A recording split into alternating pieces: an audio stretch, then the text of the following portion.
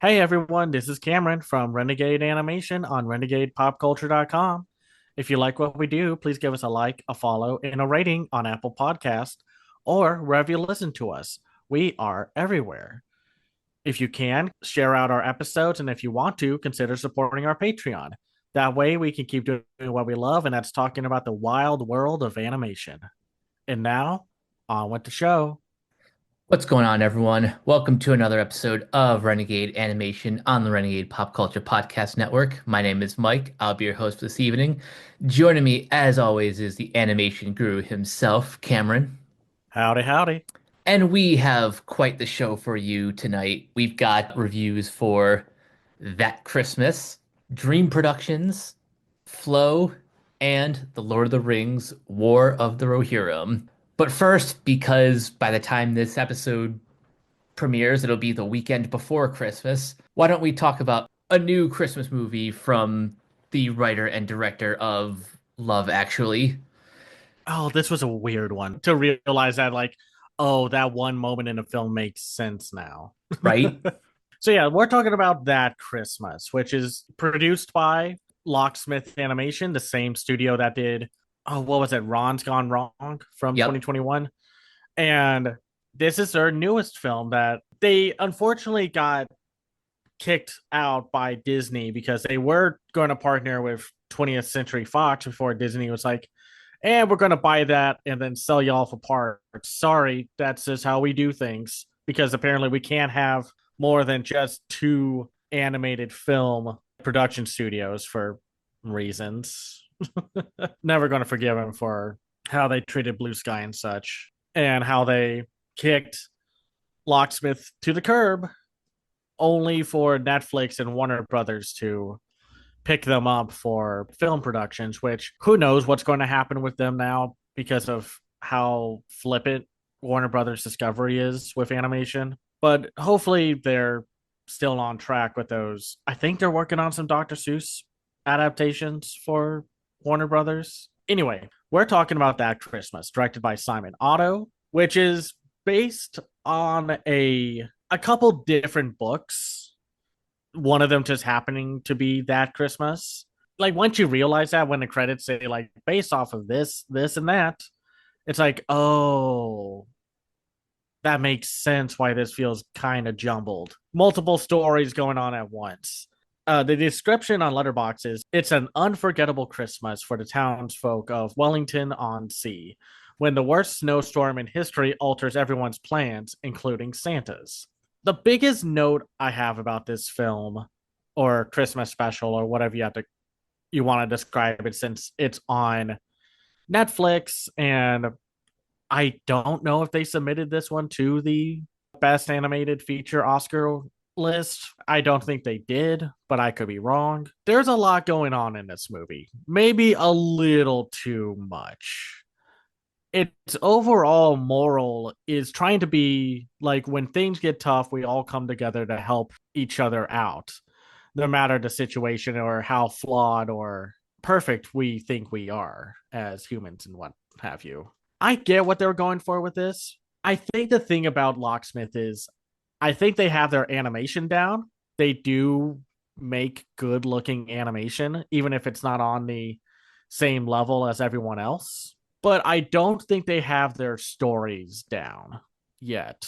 Yeah, I definitely think they could improve things in the story department, but with this movie in particular, that's not necessarily unique to Locksmith, but this is very much a Richard Curtis project in the way the story is structured, in the fact that it has like a large ensemble cast and multiple different stories that kind of intertwine and join up for like the climax. It does feel a little too episodic for, I guess, some of the more beloved holiday classics.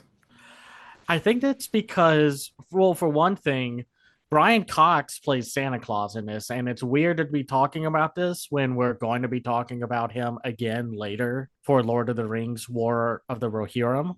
but he's not really in this movie a whole lot. He's more of a secondary character. While some of his actions do drive the plot, it feels like he's very secondary to the overarching story.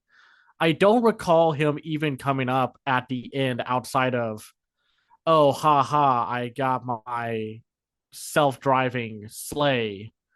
So my one reindeer that decided to stick with me, like, can ride in the sidecar. So I don't have to keep using reindeer. Like, after he drops off the gifts, I don't think he pops up anywhere else in the movie from what I recall. I thought he would play a bigger part or he would interact with any of the humans that are in the movie. The way I see it, he's kind of like just like the guardian angel of Wellington on Sea. He's doing his job as Santa, but he doesn't really have a lot to do with the story outside of just being the narrator, which is fine because I could listen to Brian Cox read the phone book, but he definitely didn't have as big a role as perhaps I was expecting, just going off of the cast list. Like, when you have Brian Cox, you think he'd play like a major role in the story, but no, instead we focus on like a boy who feels lonely because his mom has to work on Christmas, and he makes an unexpected bond with his curmudgeony or supposedly curmudgeony teacher who is just more or less alone. And then there's also a story between two sisters, one who's more rebellious and one who's a goody two shoes. And then there's one where the parents are all gone and the eldest kid of a group of kids has to watch over them while finding a means to save everyone. And I'm not going to say there was no charm. There was some of that British charm in this production. I did like the bond between the son and the curmudgeony teacher. I did enjoy the the sister dynamics because of how at first it's like it's pretty clear who was the good child, who was the bad child, and then but she felt bad for her. She didn't want to get an empty stocking, so she told Santa, like somehow indirectly told Santa, like, "Hey, come back here. I want to make sure she gets gifts because she's a good person." And it says more about her learning how to break away from rules from time to time because sometimes following the rules gets you nowhere. Yeah, I did like a few of the jokes in this movie. The one reindeer that was, well, yeah, Dasher, Dasher, voiced yep. by Guz Khan, where he was just like, "Man, do we have to be here? We already went over all the only good countries," and it's like, "Wow, screw everyone else, buddy." I just thought that was very funny. Just like, whoa, there's a little spice in this Christmas cocoa, if you know what I mean. Oh Or yeah. the very self-aware joke of, okay, everyone, we're gonna watch that old Christmas movie, and that old Christmas movie is not like It's a Wonderful Life or Miracle on 34th Street. It's Love Actually. That and the reindeer joke might be two of my favorite, just completely out of pocket jokes because I'm sure even Richard Curtis by now is getting kind of sick of all of the discourse surrounding Love Actually. So it's like, yeah, guys, I get it. I'm not above making fun of myself. And then it's like the kids are like, I don't like that old Christmas movie. And it's just like, ah, it was very shocking this because not every writer and director are willing to go and make fun of themselves. It was interesting to see how that played out because I feel like you're in Hollywood. You have to make fun of yourself or you got to be able to make fun of yourself. Just a quick aside, I actually didn't know until recently that Richard Curtis not only created Blackadder, he also did Mr. Bean, both of those with Rowan Atkinson. So that Oh kind of yeah. explains where some of the darker humor comes from. Well, it's like there's also the like some of the jokes, like the one dad who's just like perpetually positive, even though he's kind of adult. Like it's weird. There's like almost enough spice within the dialogue to be really funny, but it feels like he's holding back because it part of this movie feels like it should be a lot funnier in some regards, but it wants to be this family friendly Christmas movie where, oh, there's like the two kids get together at the end, and it's like, okay, I guess. Or this out of the blue tragic plot point of the lighthouse keeper's mom maybe not being able to make it for one more Christmas without the son's mom going into the hospital. This needed to be like one story, or at the very least treat it like a series of short stories or like some kind of anthology story that comes around at the end. Because when you're just trying to tell one whole story here, it's almost too much. You kind of have to pick a lane. And this might be one of the reasons why I don't regard Love Actually as highly as other Christmas movies, because I don't think this style of like kind of having your cake and eating it too, with like multiple different storylines coalescing into one, that can work, but its success rate is not exactly the highest. It's funny because you may not recognize Simon Otto's name from the credits, but he worked on one of the Love, Death, and Robots anthology shorts. I think it was from the second one, or it could have been from the third season. Oh, yeah, no, the second volume of Love, Death, and Robots, where he did the tall grass segment, where a man on a train is traversing across the countryside and he gets enthralled by these lights in the tall grass only to find out that they're like monsters and such. It's so weird to see that dark short from Love, Death, and Robots to then go to, oh, let's do a quirky family Christmas movie that has just enough there for families, like for parents to get into, and enough kid whimsy to be entertaining. But I don't think it's my favorite new Christmas movie of the year. I think it needed to go a little further in the either self-aware or snark side of things, or it needed to be a dark comedy. It's not like there's no dark comedy Christmas movies. Like, let's talk about the Love, Death, and Robots again. There's a segment from the second season, like the same season, called All Through the House, where the kids wake up to hear Santa Claus, and it turns out Santa Claus is this demonic monster that pukes out gifts and asks them, like, have you been good? If you haven't, I'm going to eat you. Or actually, you, if I recall, you never actually know what happens if he finds out that you're naughty. Oh, So it's just like, oh, I wonder what happens after that and such. It's like, it's cute. I don't have too much else to say. The animation's pretty good. The acting all around is pretty solid. I like Brian Cox's Santa. I think all the adults do pretty well, and so do the child actors. Like, they do what they need to. Like, there's like Fiona Shaw, Jodie Whittaker, Lolly Adafop, Alex McQueen, Catherine Parkinson, Sindhu V, like Rosie Calaviero, Paul Kaye, Guz Khan, Andy Nyman, Bill Nye as Lighthouse Bill, Rise Darby is there as Mr. McNutt, Deborah Finley, and like, it's a good cast. It does what it needs to. I just don't think, unless you are a fan of the empty stocking, Snow Day, and That Christmas, the three stories that this movie puts together, like into one package, you'll find much to like. I don't know how much this will enter the Christmas rotation every year.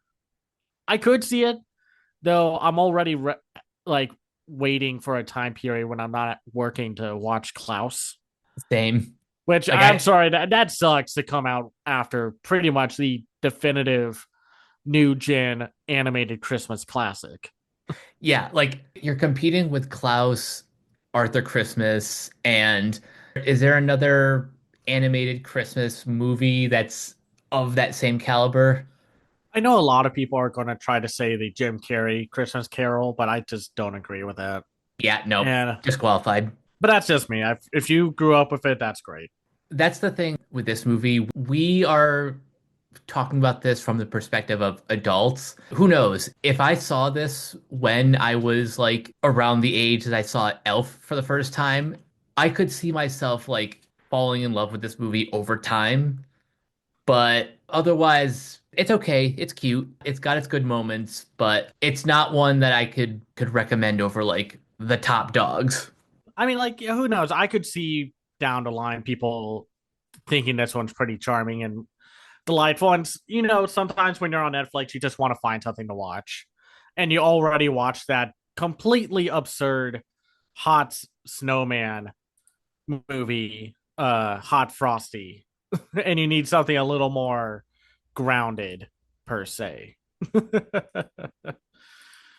Though I will say, I think that one's funnier, but I also like the cast in that one more. I mean, when you got Craig Robinson, it's it's hard to beat that. But True. otherwise, if you want a new Christmas animated film to watch or to put on for the kids, give that Christmas a watch. It's delightful enough. It has a pretty charming ending. It's pretty inoffensive. There's not a whole lot to be mad about. I saw some people being like, "This is one of the worst animated films of the year," and it's just like, Nope. no, you haven't seen enough bad movies, man. I'm sorry. Just I disagree with that wholeheartedly. But for now, let's talk about dream production or the weird, maybe intentionally unintentional meta experience from Pixar and Disney. So, if you don't know what this is the spinoff from Inside Out, from that one segment from the first movie where they go to Dream Productions, which is where a lot of Riley's dreams are made. I think it's been weird this year to be an animation fan. Like, not that I've never known what goes on behind the scenes and such for these kind of projects, but now that behind the workplace drama and articles are now coming out in full swing of like how Disney and Pixar's animation like working conditions are being treated, it's hard to watch this show and not think about or see the visual representation of what it's like working at Disney and Pixar right now. I was thinking the same thing. There are times, like very specific moments, mostly when they're all in the boardroom going over who's directing what and in which time slot, that I couldn't help asking at various points, is this a cry for help? I don't think it's a deep cry for help, or maybe it is at points, but it's weird to have this show come out be one of the only two things that Pixar worked on for Disney's huge push for them to make TV stuff for Disney Plus, only for it to fizzle out with this and the upcoming Win or Lose. If the reason why that thing is taking so long is because of that, then y'all are cowards. No hesitation there. Just cowards, absolute cowards. Which is why it's weird to watch this 4 episode miniseries about Paula Persimmon, voiced by Paula Pell, who was like the renowned director and creative mind behind Dream Productions, only for her to start realizing that she is no longer the creative id of the Dream Productions. And it's odd to kind of see parallels with how I assume John Lasseter saw himself and how this whole thing feels like the internal struggle of Disney and Pixar, where Pixar obviously wants to do more ambitious and creative things with more diverse casts and stories and experiences while still keeping them universally approachable. But Disney is at war with its own hubris and ego of we gotta be the PC Christian family friendly company. We cannot have anything that's even the remotely daring or spicy, even though there are a few things from the 2000s Pixar films where it's like, okay, someone let that slip, Yeah. and I thank them more for it. It's just, it's weird because it does seem like Disney, or at the, not the executive branch, but on the creative level, where there's an ongoing battle of ambition and creativity pushing against the old guard who think they know better, or the higher ups who think they know what people want when they are deeply out of touch. And we have some commentary about how young creatives think like, oh, I want to do something so abstract, avant-garde, and out there that no one's going to want to see this, or it's not going to be approachable by any means. It's like that weird, I'm hopefully assuming, taken out of context quote from Elizabeth Banks, where she said, I don't know how long ago this was. It was like, I don't make movies for people to see them. And it's like, what? What do you mean by that? You're making a movie not just for this artistic, creative oeuvre of it all. You're hoping that people pay money to see it, right? Which is how like Zinni, who's voiced by Richard Ayoade, like Perfect his, casting. yeah, he's coming off like what I think every college kid or every film school kid is just like, I'm gonna make something avant-garde and abstract and weird. And then it's like nobody likes it. And then later on down the line, they're like, oh gosh, I can't believe I made that. Because trust me, I know as a creative, I've done stuff like that where it's like, yeah, this is great, this is great. And then years later, it's like, oh God. And it's also odd for it to be set up like a Parks and Rec, The Office, Superstore, or what's the other one you think it's inspired by? I call this kind of a mix between Parks and Recs and The Players, since it's all taking place in on a film set and all of that. Well, it also helps that, Amy Poehler's in both. Well, not Players, but Parks and Rec and Inside Out. And if you are wondering like how the hierarchy works, I don't know if they fully do a good job explaining it, but the emotions are the king of the mountain. They run everything. The creative folks are the ids, the ideas people in Dream Productions answer to them. I did like the journey of just like sometimes you have to let it go, let people be more creative, and or you also have to adapt to what, well, in this case, what the young creatives want. I mean, I don't think this is a pro audience movie. It's just more, sometimes you do have to listen what the people want, because like Paula was so enthused about, okay, we're going to have Lady Mermaid Unicorn at every junction, and everyone was like, "Oh my god!" It's like, stop with the Lady Unicorn Mermaid thing. But I did like this 4 episode series. I would have loved it to have maybe been the full 7 episodes, but from that interview from Cartoon Brew, it seems like they were going to do 7 episodes, but with what's going on with the animation industry right now, the higher ups want the same high quality stuff, but on a smaller budget with less time. And it's like, you can't do that. You can't do fast and expensive. You have to choose one or the other, or you kind of have to just manage your expectations and understand that if you want the best products, you have to give your creative team the time to cook. Yeah, and unfortunately, they were trying their best to have time to cook, but Disney was laying off so many people back in 2022 and then last year and then of course this year as well. So it's like, they had to cut it from 7 to 4. So it's like, okay, we can do this. Okay, we're going to work alongside the Inside Out 2 team. And then unfortunately going to get laid off before we could get our bonuses, Disney.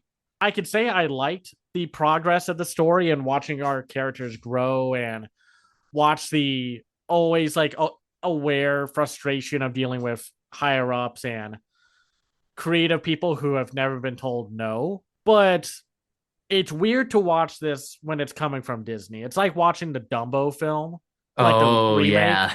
where Tim Burton's like, man, I'm doing some self sabotage and self commentary under the Disney umbrella. And it's like, I'm sure Disney is aware what you're trying to do and are going to make sure your whole message gets neutered because of that.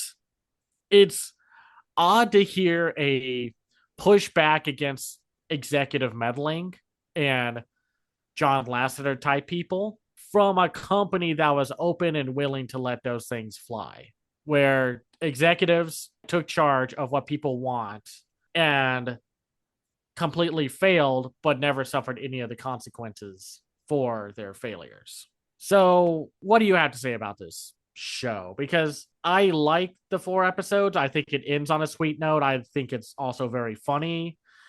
It has a lot of that Pixar charm to a lot of the characters and the humor. Go I ahead. would say from a very like basic perspective, I do like the new characters. I like sort of the arc of the story and seeing like Paula and Zenny's sort of bond form throughout their journey through this whole process.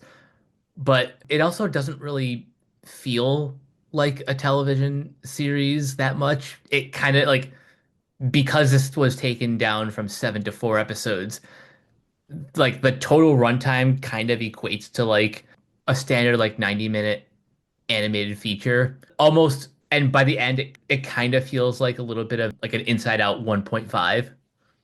I honestly would have loved an Inside Out 1.5 or something like that, where we follow these characters because it takes place in between 1 and 2. Yep. And it's odd because it's using assets from Inside Out 2 for this new show. And it's doing things that feel more in line with Inside Out 2 than the first movie, where it's like Riley's getting older. I did love a lot of the jokes that this show threw. I loved when they're realizing that Riley's going to sleep a little too fast. And they realize it's like she's watching like Little House on the Prairie. And she's like, she's going to be asleep in minutes. And then she's like, she's got her grandma's blanket over her and she's drinking hot chocolate. She'll be out in a moment. No, it's chamomile. Then what was another joke I really liked? I liked Fink, who does nothing, but he has like a funny new headline in the newspaper that he's reading. Oh, And I loved a little bit of the different creative people that they have, like GT, Shang, and Marco.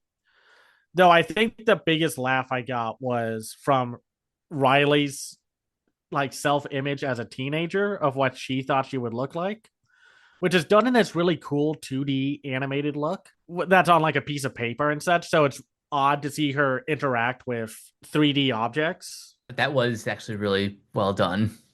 And the Canadian boyfriend gag and how out of control that got. Just like nonstop Canadian boyfriends. And then they're like, oh my God, we love each other. But yeah, use your date, Riley. No, use your date, Riley. And then Zenny is just like, no, we're going to, instead of doing yes and, we're going to do no but. And he gets all the boyfriends to basically beat the tar out of each other. Like, it's still a really charming series and the animation looks good. Yeah. I would have loved to have seen Pixar do more, I guess, episodic stuff, but I understand why they're going back to theatrical stuff because theatrical stuff is their strength. They would need to have their own entire TV production like studio to do what Disney wanted them to do for Disney Plus. I don't think they have the manpower to do both animation for television and film at the same time.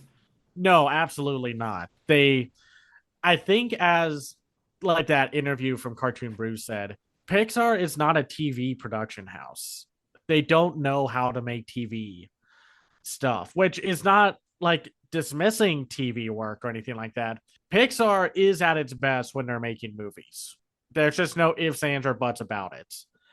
Disney wanted something different, and since now that the streaming bubble burst, there's no reason for them to make TV stuff, which is a shame. Like I said, I think some of those Pixar Spark shorts were really cool ideas, and like this show was a lot of fun, and I can't wait to see win or lose. Same. But I am not sure I want to see TV work from them unless they can give their full back into it. There's a reason why Monsters at Work is not made by Pixar. It's made by Disney's TV production side of things. And I think Monsters at Works, well, works as a TV series because it's built like a TV series. I don't care that the show doesn't look as good as Pixar's offering. It works on its own, and plus it has Henry Winkler in it. So yeah, I'm going to love it. But I do like the cast of this little show. Paula Pell is one of the great funny women out there. Richard Ayoade is good. Maya Rudolph is a lot of fun as Jean Dewberry. Ali Mackey as Janelle Johnson is charming. I do like that they brought back the Inside Out 2 cast for joy, sadness, anger, disgust, and fear. I was wondering when this was in production to wonder like if they were going to bring back Mindy Kaling and Bill Hader, but obviously the controversy with Inside Out 2's casting came up, and yeah. But I still like Lisa Lapira and Tony Hale. It's just I'm sorry, man. I just really love Bill Hader and I miss him. I want him back and stuff. I like Tony Hale just enough. He's a solid replacement for Fear, even though I do miss Bill Hader. Yeah. And then of course there's some good voice actors like Matthew Yang King and Carlos Alazraqui in the cast. But yeah, it's good.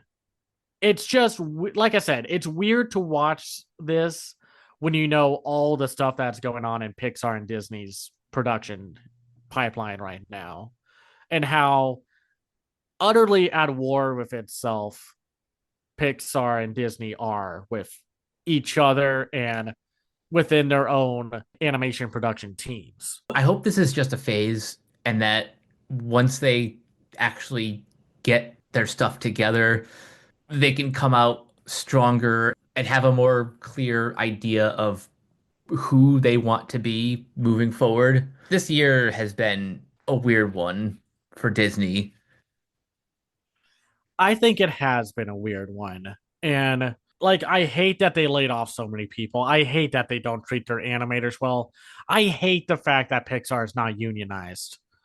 I am so horrified by that notion that they are not a union based studio, despite pumping out some amazing work with a few duds here and there. I want them to get better. I want them to unionize. And I don't want Disney to be like, well, if that's the thing, you're all fired. Like, if we're going to fire anyone, fire the execs who thought Lightyear was a good idea or thought Wish needed to be this boilerplate generic slop. Listen, I love things about Lightyear and Wish, but still, if push comes to shove, I would have rather a full movie version of Dream Production over Moana 2. Same, actually. Like I had a lot more fun with this than Moana 2. And I don't like to generally push and take jabs at other films or shows and whatnot because it's a friggin' miracle anything gets made. Exactly. But if you're going to get released in theaters, and if you're going to get released in general, you're going to have to deal with the fact that people are going to push back. And if the sausage meat comes out of the casing and we find out how the sausage was made, then you're going to have to see how improve, adapt, and grow as studios, as creatives. And just like the ending of Dream Production, just let creativity flow. Don't hamper it. Because like I said, Disney's biggest enemy is itself. But Pixar has its own internal struggle of wanting to do more, but still having to be universally appealing. Like you can't be any of those weird European art house experimental films when you're Pixar. You could be experimental, weird, and abstract, but you still have to have a universal approach to your story and experience. I don't think we'll ever see a Pixar film that just alienates everyone.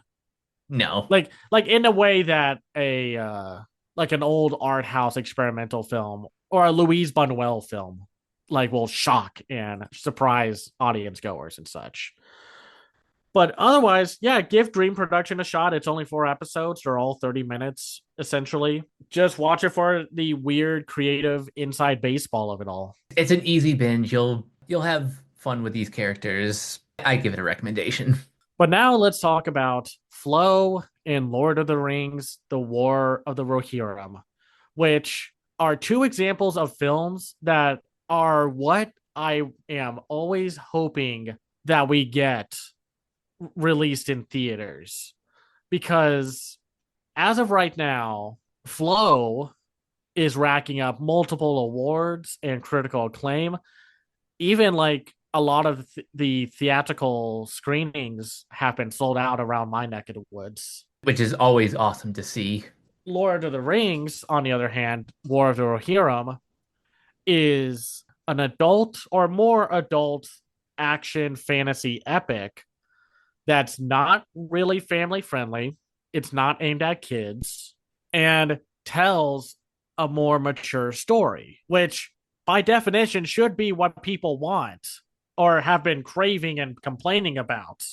But now, whereas Flow and like Memoir of a Snail are continuously gaining momentum, Lord of the Rings, War of the Rohirrim is floundering.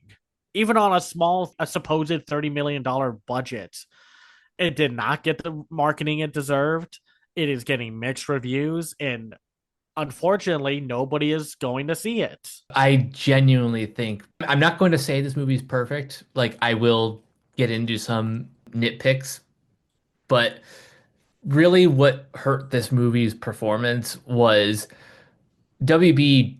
I don't think they even tried to market this. They gave it like the obligatory one trailer that they'll put in front of like all the movies that you see in theaters, but other than that one trailer, which barely even sold the story, it just kind of said, "Hey, remember the Peter Jackson trilogy? Well, here's a prequel." Because War of the Rohirrim is everything that I've seen the loudest, most obnoxious animation fans cry and complain about, but then are not going to see it.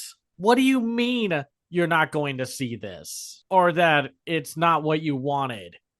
This is exactly what you wanted. Anyway, so this movie takes place 183 years before the events chronicled in the original trilogy.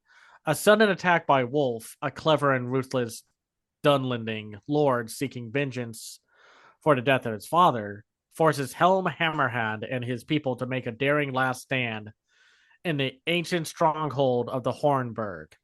Finding herself in an increasingly desperate situation, Hera, the daughter of Helm, must summon the will to lead the resistance against a deadly enemy intent in their total destruction. I mean, listen, it was a very shocking moment when that whole fight broke out at the beginning, but it was kind of shocking and almost slightly funny. Like, not in a very, like, intentionally funny way, but just kind of like, wow way that the guy went down with one punch. It's like he got punched by One Punch Man. But then again, that's what happens when you go against Brian Cox when he is not messing around. With the last name of Hammerhand, yeah, it makes sense why why he would be taken down by a single punch. Like, what were you expecting? That's like going against someone named Gunhead. And it's like, huh, why are you called Gunhead? And then bam. It's just like, I have a gun for a head, man. Which is actually a really good anime, but that's beside the point. And it's interesting how audiences have and critics like have grown more fond of Flow when Flow is honestly a way more simple movie than War of the Rohirrim. But something about this movie has gotten more people attached to it and more acclaim than even the director Gintz Zilbalodis, his previous film, which was Away back in 2019, which was a festival darling, but then died on the vine as a self-release film. I think it was a self-release movie. Whereas Flow has Janus Films connected to it, which you think, oh, Janus Films will barely give this thing a release. But they did. I was shocked of how many people were really excited about going to see this movie. I was getting excited to see it. I could not see this movie at Animation as Film because it played at the same time as The Day the Earth Blew Up, a Looney Tunes movie. And Flow won one of the, has been winning major awards left and right at every festival it has popped up at. And again, it's a very direct story. A solitary cat displaced by a great flood finds refuge on a boat with various species and must navigate the challenges of adapting to a transformed world together. And yet, it's a big hit, or at least a critical hit. And I guess, Mike, can you see why people can enjoy the taste of Cinnamon Toast Crunch? Oh, absolutely. And I think if I had to pinpoint the one thing that's like grabbing everyone's attention, it's the fact that so the gimmick, I use that term loosely, is the fact that this movie is completely dialogue free. All of like dialogue you hear are just like, actual animal noises, except for the capybara. They actually use a baby camel for that one. The fact that this has no dialogue, it means that audiences can kind of bring their own interpretations to what's happening on screen. And while it is a very simple story, simple, as we've explained before, does not equal bad. No, I'm and to be clear, I'm not saying it's bad because it's simple. That's the actual appeal of this movie. If you're going to be a silent movie, then you gotta tell your story through the visual medium of animation. And it does a really good job at that, even though I think at later points it doesn't quite stick the landing. Like at first, it's like, I wonder what happened to all the humans. It's like, this is a world where there are no humans, it's all animals. And there's no like, oh, we're going to start walking on our back legs and talking. No, they're just animals. And yet the way that they interact with one another, they all have like their own little character beats. Like the capybara is just the chill one because he capybara are just chill with everyone. And then like the lemur is very like, he's very greedy, he's very possessive of his items that he collects. The cat is, well, kind of snarky and not easy to trust. The golden retriever is just the happiest person on the boat and who trusts everyone because, dogs are just good. They're just good people, except for the dogs that he was hanging out with. I was not a big fan of those dogs. They were just kind of not good people at all. See, that was my problem with the movie. It's like the dogs make a couple they reoccur throughout the story. And at one point you think that they're going to be like, oh, we changed our ways. We're not bad people. We're not bad animals. We're going to help y'all. They just go off with the boat. Yeah, they go off of the boat at the very end and chase after an animal. Like, I mean, that's the kind of thing. I think the third act is the weakest part of this movie because I don't quite get why they were going to this one location. And at the end of it, there's this bird that's on the boat who gets his wing injured and is banished from his flock. So he goes with the rest of the folks on the boat. But then when they get to this large landmass, which looks like, I'm going to assume it's a symbolic thing where it's like fingers reaching out to the sky. That's how I interpreted that. It looks like it's like a hand reaching up to the heavens. Yeah, and then like the bird essentially gets carried off into heaven. I will say, I thought the whale creature was very cool and how it was friendly towards like the other animals. But why was it so alien like when everything else was so normal? It was kind of off putting how alien it looked compared to everything else. And I don't think I ever quite got an answer as to why that was. And the fact that the whale dies at the end. And I assume the whale is like, go find your friends because you got to cherish your friends, the people that you've come across and have made bonds with on your journey. Only for the whale to show up at an end credit sequence with like a revelation that the world is going to flood again. Like I feel like there's like maybe a little too much symbolic going on in the movie because I feel like it's those parts aren't exactly explored enough because this movie sort of relies on animal antics to help you progress through the story and to be connected on the screen.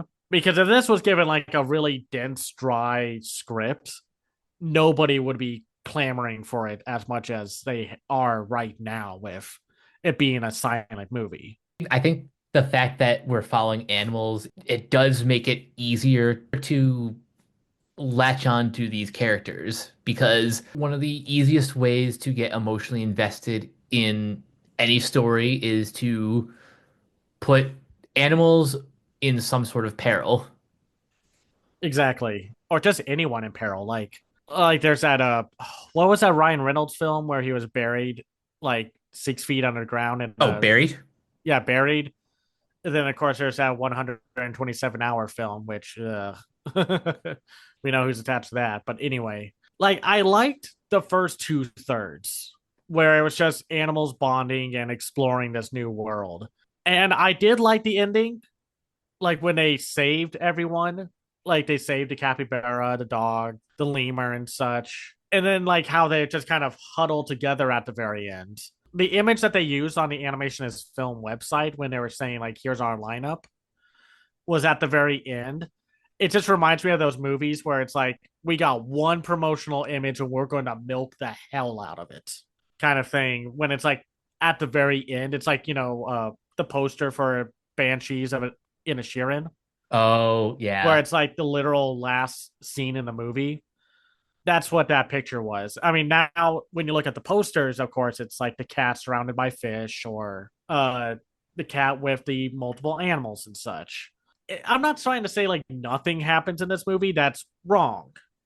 The cat becomes more self reliant, he becomes more trusting, and finds a bond with all the animals. It's just when it tries to go a little further than that is when I think it falls flat. And I think the ending kind of does. It just ends with the animals being like, "Oh, thank God we're back together." And then it cuts to credits. Do you think maybe they bit off a little bit more than they could chew with the third act? Like going a little bit too, I don't want to say off the deep end, but I'm not sure how else to describe some of the imagery. Well, then it's like also, again, the bird gets carried off into heaven. Okay. Uh, why? Why does that happen? Or like I know this movie wants me to connect with it on an emotional level, and it works on that emotional level. I do like watching it for that on that kind of wavelength. But then it's like, yeah, if you're going to introduce this stuff, you need to do it way earlier and not the last 20 minutes. Because then it's the water flows out and then it's like, okay, we're all back on land and such. The lemurs have their own little colony. And I love that little detail that the lemurs were like merchants per se. I like that too. They all had like different headwear, and they definitely look like they were supposed to represent some sort of like merchants or whatever. Yeah, right, right. Like, let's get back to War of Rohirrim. Honestly, I think whereas Flo's very straightforward, like narrative and cast carries that movie, I think War of the Rohirrim's biggest issue is that the characters are not as compelling as they should be. Because what we get is a very magicless, very human focused political fantasy drama. Like not super Game of Thronesy, but almost hitting that area where it's like, man, if I wanted to watch Game of Thrones, I'd watch Game of Thrones. I want this to feel more Lord of the Rings. And it does at points, but I don't think the villain is as complex as he could have been. And I know it's meant to be that there's this tragic bond between our two leads with Hera and Wolf, but they don't fully expand onto that detail, which kind of results in the movie falling a little flat on a narrative level, despite a lot of the more endearing moments and aspects that they have going for it. As much as I enjoy Luke Pasqualino's vocal performance, Wolf as an antagonist doesn't really have all that much to him.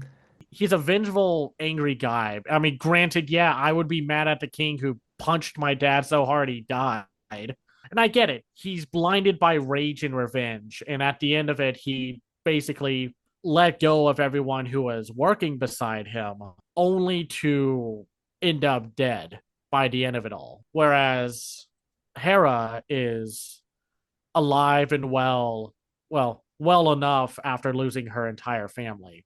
But you know what I mean. Yeah, I do like Hera quite a bit as like a protagonist. By the way, did you know that her voice actress, Gaia Wise, is Emma Thompson's daughter? I did not, and this is her first voice acting role, and she does a good job. I mean, again, it's another straightforward plot element of I am the brave, heroic daughter of the king, and my dad doesn't want me to go into battle with him because he wants someone else to live, while her brothers Haleth and Hama go off to defeat Wolf and his people. But then, of course, she ends up saving the day at the end. And alongside her, I assume half brother, Cousin. oh, cousin, okay, voiced by Lawrence Ubong Williams. Like, I really like the voice cast, and yes, it does have some very Lord of the Rings moments, like those giant elephant encounters or the giant octopus thing. Or the Like, Eagles. there's, yeah, and the Eagles, yeah, oh, God, that was a cool moment when one of the Eagles picked up Wolf. Like, yoink, I'm going up with you, buddy. And I liked Olwen, who's voiced by Lorraine Ashbourne, the shield maiden of like Hera and Helm's side. Like, I thought she was really cool. I was expecting her to die, and I'm glad that she didn't. I think it was really good to have two different types of female like protagonists. And yeah, I think what hurts it is the fact that there could have been more. They do introduce some prequel elements, like the orcs are constantly looking for rings off of the dead bodies. And while it doesn't go into too much detail, it just helps build up the lore and the world of what is to come of the original trilogy. Because like one of the orcs is like, why do they want all these rings for? And it's like, oh, you know what why they want those rings. Yep. Well, as an audience, you do, but no other orcs show up after that one point. And yeah, it's like it needed to be a lot more dynamic, I think, as a Lord of the Rings movie, like more. And maybe this, whatever production pipeline this was given, maybe it was just the wrong director or the wrong studio, or maybe they just couldn't storyboard or do it in time because of budgetary reasons. I wanted it to feel a lot more grand.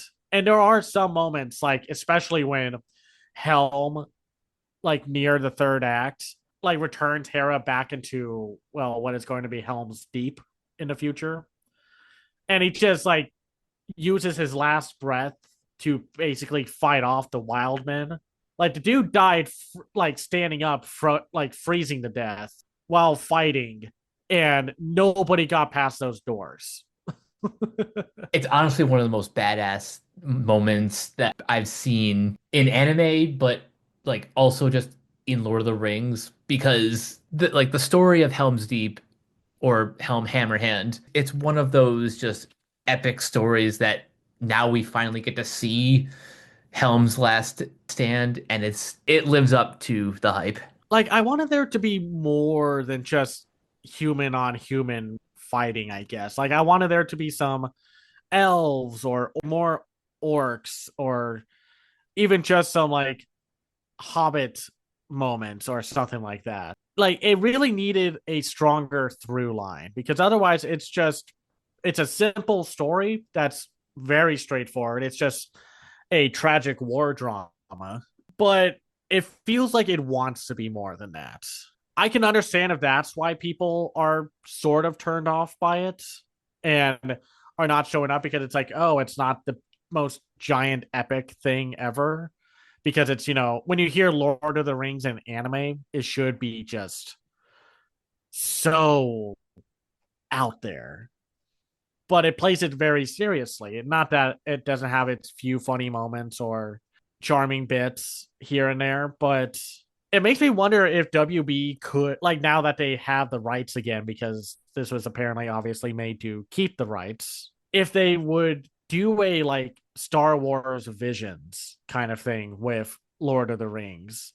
I would love if maybe they don't have like the bandwidth to put like a full feature out every X number of years, but maybe if they did like sort of a theatrical version of, do you remember the direct-to-video Batman anthology, like Yeah, Gotham Knights? Gotham Knight. Yeah, yeah. Yeah, like put one of those out in theaters. That might be something really cool. You get like a whole bunch of different like short stories set in at various points in Middle Earth. It would be like a really cool idea, and you don't have to make them all like humans versus orcs.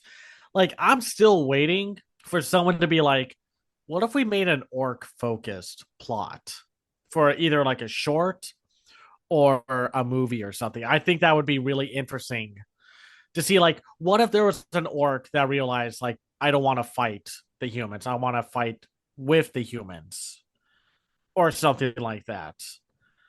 And instead, it's just like, oh boy, they're going to make some kind of movie with Gollum in it. And it's just like, I don't care about Gollum, y'all.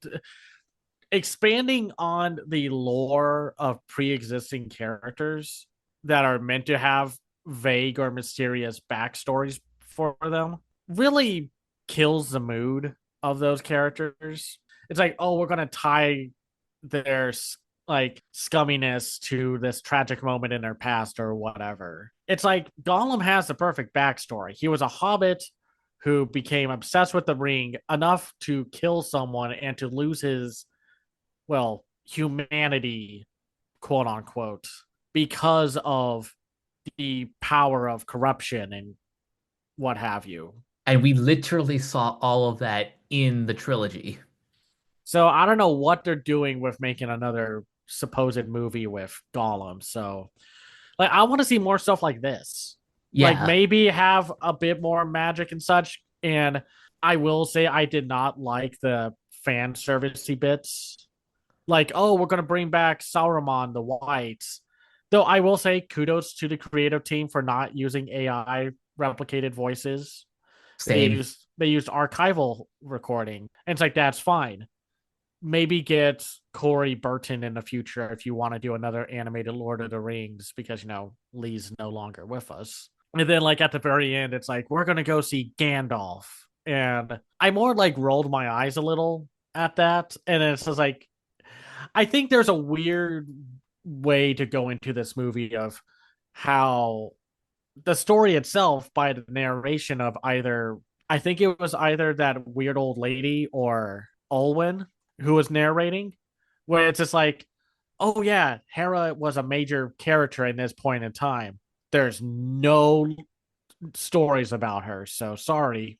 And it's just like, huh, so why should I care? Like, essentially the thing that happens is we find out why Helm's Deep is called Helm's Deep. It's a cool story, but I'm not going to pretend like I don't understand why it was hard to attract an audience to this movie. I still think WB sucks for not even trying to market this, but that aside, it's the job of a studio to get audiences invested in any movie. No matter how hard it is to sell a particular narrative, you have to put in the effort.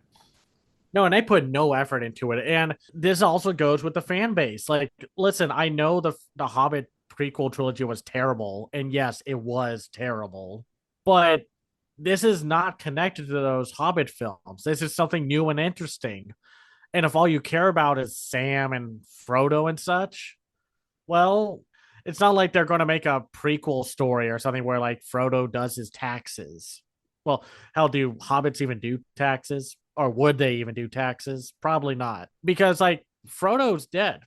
Like, he and Gandalf are gone. There's nowhere else to take the current cast and continue making more epic stories. Like really the world stopped after Sauron was defeated, which is why you can only go unless someone at WBD is going to be like, okay, let's adapt. What was it, the Cimmerillion.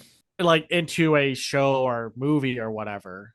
There's a reason why so many of these projects post trilogy, like duo trilogies, are all like prequels and such. There's nowhere else to go except to expand the lore and the world before Frodo ventured into Mordor and such. And it's a shame. There could be some really good ground to cover if you did want to make a post Sauron's defeat Lord of the Rings movie, like either his first or second time being defeated, or just like tell stories within Lord of the Rings and not worry about the continuity of it all. And like have fun with it sometimes. Be like I don't know, make a short where Sauron is having a hard time fitting that gold ring over his armored hand or something like that.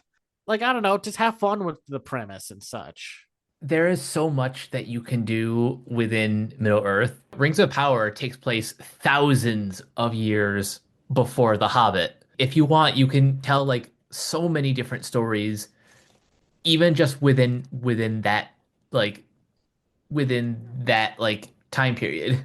Exactly. And I think it just in general, I did like this movie, warts and all. And yeah, unfortunately, the animation could have been better. Like it looks pretty good in general. Compositing of 2D and CGI looks good until it doesn't. Like that scene where the giant elephant thing destroyed the wall and you see the whole wooden thing crumble like it's a simulation game or a game in pre alpha. Oh, yeah. It looked rough sometimes. And that's a shame because if you're going into a theatrical release, you need to look good for the big screen.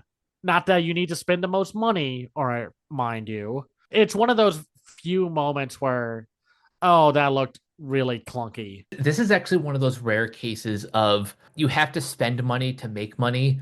And I think only spending 30 million on the allegedly on the production, it gives it that impression of, oh, we're not really putting our best foot forward. Nah, it's odd because, well, that brings up its own issue of, oh man, they are going to underpay up some amazing Japanese animators and studios in an industry that is already underpaying and overworking them. Yeah, it's frustrating, y'all. I really did like this, and I'm mad that people aren't going to see it. Though I understand if people did not care for it. But even then, like not everything unique and different is going to hit it out of the park every time. But if it does well, it will give a feedback to the studios that people want more of these things. It seems like we're going like backwards in terms of like the 90s where all family films were musicals or Disney adjacent movies. And I don't want that anymore, man. We have too many good creative people all over the world making amazing work that deserves to be seen on the biggest screen possible. And yet no one is going to see it. And it's that mindset that we talked about last time, like last episode, where that mindset of like, well, it's not going to hit my theater, so who cares? I'm not going to watch it. And it's just like, well, go watch it. Find a way to watch it. Talk about it. Go see it multiple times.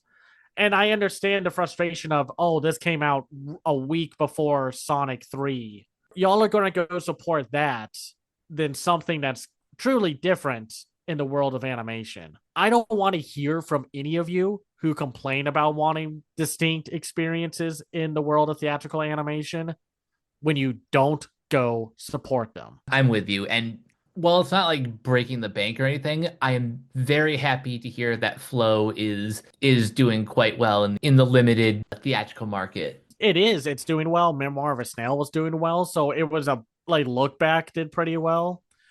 So it was just shocking that War of the Rohirrim, which is distinct in a lot of ways outside of being tied to a pre-existing intellectual property not do well. And I don't buy the whole, well, what if the movie's not good? It's like, man, people go see bad movies and make them financial hits all the freaking time. Like, none of that nonsense, y'all. Yeah, I think people should go see War of the Rohirrim. Go see it. Avoid seeing stuff that absolutely does not need your help for support. Because I want to see more movies like War of the Rohirrim, more adult fantasy epics, more action movies in the animation realm. I don't want to see an action movie that's partly a comedy anymore, or a family friendly comedy or something like that. I mean, as long as it's well made by talented folks, yeah, sure, I do. But Under better circumstances, like War of the Rohirrim is exactly the kind of movie that I want to see more often. I want animation to be treated like a medium, just like live action. The only limit to animation is the people up top, the people who are in control of the money, the time, the resources. it's so frustrating, man. I want to see more films like Memoir of a Snail, like Sirocco, The Colors Within, Mars Express, War of the Rohirrim, like do well in theaters because we need that. Like, go see, if you can't, go see both Flow and War of the Rohirrim. Make it a double feature. Go give them both your time and money, please. Like I think Mufasa's coming out this week, so don't go see that. Don't even go see it on a hate watch. Don't go see it. Don't go support it. Even though I'm hoping the best for Barry Jenkins to make something great with that one, but still, you know? Yeah, if you want to see something different, you got to go seek out the different. Exactly. And with that, we have what is essentially our last episode for the year. And we'll come back in January where we will do some catch up episodes and maybe, if possible, if Mike can see The Colors Within and the Wallace and Gromit movie soon enough, we'll do a catch up episode on those first. And then we'll hopefully try to find some new things to talk about or catch up on some other shows. There's a lot of stuff that, because life happened, we just couldn't get to, but we will get to that in the future. But until next time, Cameron, where can everyone find you online? You can find me on Twitter and mostly on Blue Sky at Cam's Eye View. I have my own website called camseyeview.biz where I review animated films and shows from around the world called The Other Side of Animation. I am also a writer and contributor to Media Magpies, a new journey and venture into the world of media criticism. I also have a Patreon at patreon.com/camseyeview. That's where you can find me. And you guys can find me on various social media sites at Captain K42. You can check out my quick thoughts on letterbox.com/Coach K42. And you can follow Renegade Pop Culture on Facebook and Blue Sky at Ren Pop Culture.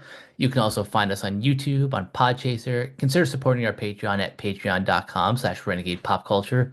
Listen to all of our podcasts on Spotify, Apple Podcasts, or wherever you listen. And last but not least, everything can be found at renegadepopculture.com. You escape, so do we.